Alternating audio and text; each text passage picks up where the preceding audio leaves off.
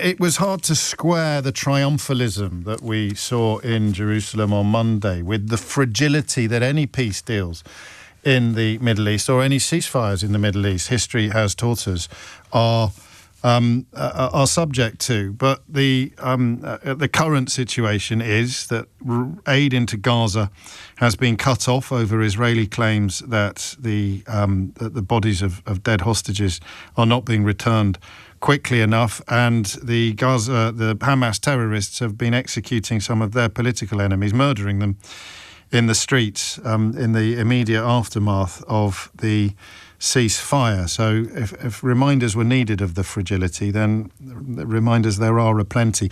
But I want to rewind slightly, if I may, to the beginning of the week, because we haven't spoken to Noga Tarnopolsky since that, well, I would say, Noga, extraordinary scenes in the Knesset, which I presume took everybody by surprise, inside and outside Israel. Yes, I mean, I think that possibly people who follow Donald Trump very, very closely might not have been surprised. Israel was taken by surprise. And in fact, one of the headlines read, "The day Jerusalem went all MAGA." But what was interesting for me that I wanted to mention is that it was an extraordinary day in which 20 living hostages were released, to the immense relief of really, I think, the entire country, it's fair to say, except for the bubble of the Knesset, where the release of the hostages seemed to be a mere asterisk to this love fest, Trump-Netanyahu orgy. And I thought that day that Netanyahu, the political magician, he may have pulled it off again. And it really became a farce.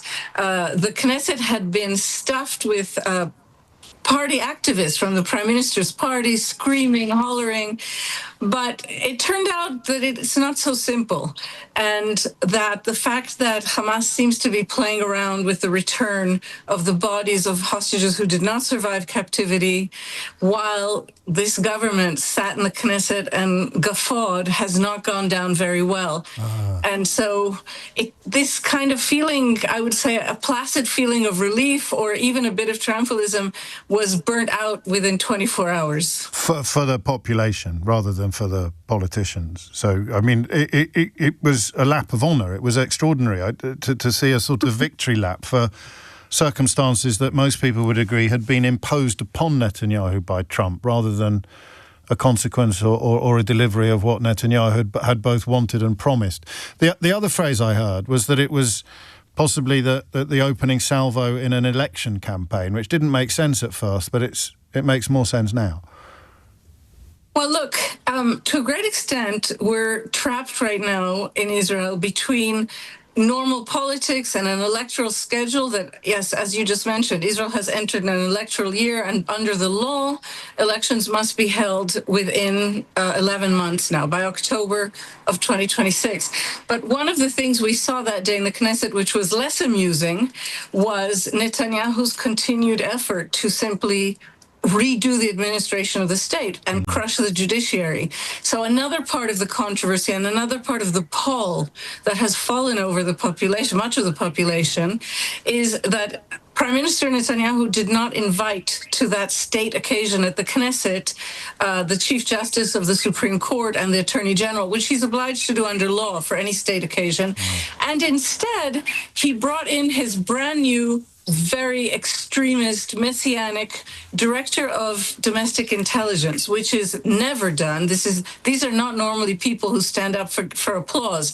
And in this circus atmosphere at the Knesset, what we saw is that the guy who Netanyahu hopes will be his strong arm in Israeli society stood up to be clapped at, and that the two representatives of the Israeli judiciary were simply absent. And Donald Trump's request for a pardon for Netanyahu, who's on trial for corruption, was, farcical again, a joke. That's not how the law works. But I think that what we have to focus on is that for Netanyahu's point of view, Israeli law just doesn't exist. We saw it again today. He was in court. He had to testify in his trial. He all but mocked the judges. He said he was not feeling well. He said he had to attend to other matters. And finally, he said, "I have bronchitis." and my doctor's ordering me to rest.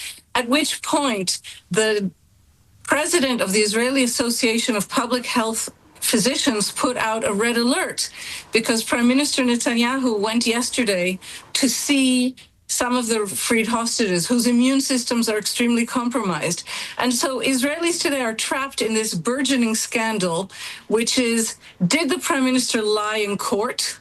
Was he in full contempt of court when he said he had bronchitis? Or did he risk the lives of hostages who have just been released?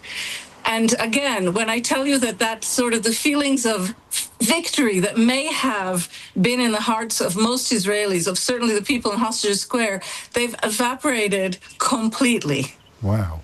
Wow. I mean, I'd say a week is a long time in politics, but for 48 hours is a long time as well. I mean, I can't ask you about public opinion because there's no such thing really, is there? Particularly in Israel at the moment. There's a huge diversity of views and a plurality of opinion.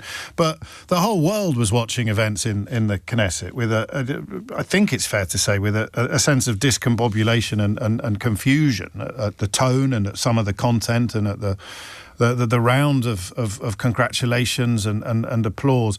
How have hostage families most obviously responded to that, but also Israeli society in general? Because I felt there was an attempt to rewrite some recent history during a lot of those speeches, and no one's going to be more aware of the reality than some of the people in Israel who were listening. You're 100% right, and I'm glad you're asking me that. It went over very, very poorly. Not just this request for pardon, which seemed to supersede Israel as a sovereign state, but a small gesture that I don't think was noticed that much in international channels.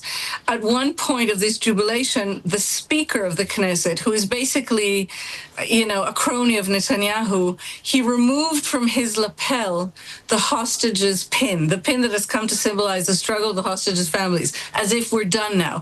This was one of the ways in which he was attempting to, praise to high heavens Donald Trump. And the families really crumpled. First of all, there were some families who managed to get into the Knesset whose, for example, Ruby Chen's family, his son, Itai Chen, was an Israeli soldier who was killed on October 7th and whose body was dragged in to Gaza by the killers. And he said that he just felt crushed at that moment. He was in the gallery viewing this jubilant scene. But also, this was done when all of the hostages had not yet been freed. And I could tell you that the next morning, at least two very prominent people, prominent in Israel, not from the left wing, were very critical of what happened. One, our listeners might know, Idan Amedi, the actor, the Fauda star, who almost died as a reservist in the beginning of this war, and who is known to be a supporter of the Prime Minister. He's certainly a right-wing figure and well-known in the public. He put up an Instagram post the next morning, enraged. He said, "Very nice to see you all laughing it up in the Knesset, but you will never be forgiven for not bringing them all back home." So that really, it defined a change of tone within 12 hours from one evening to the next morning. Also, a very pained response came from Eitan Hamami, who is the brother of Lieutenant Colonel Asaf Hamami. He was the highest-ranking IDF officer who died on October 7th. He died trying to defend the kibbutzim. His body was also dragged into Gaza by Hamas, and it is known that Hamas is holding his body as a kind of leverage in particular. And his brother simply went on the radio. His family has absolutely not criticized the government. They're a well-known military family from the south of the country. And his brother went on the radio and sounded as if his heart was in little bits.